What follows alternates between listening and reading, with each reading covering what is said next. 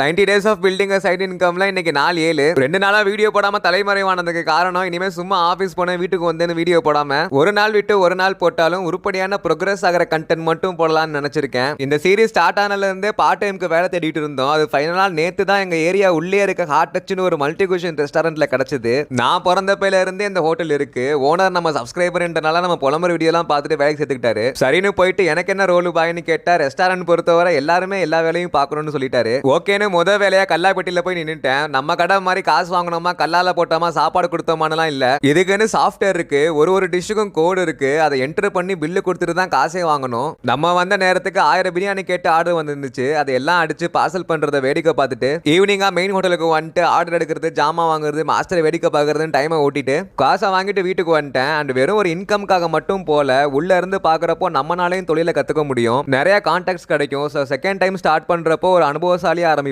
நம்ம சேனலோட கோரே hotel business தான். கடை போனதுக்கு அப்புறம் அதை அப்படியே டிராப் பண்ணிட்டோம். இனிமே வாரத்துக்கு 2 நாள் அந்த பிசினஸ் கண்டென்ட் வந்துடும். அதனால புதுசா பாக்குறவங்க எல்லாம் சப்ஸ்கிரைப் பண்ணிட்டு பாருங்க. நாளைக்கு பார்க்கலாம்.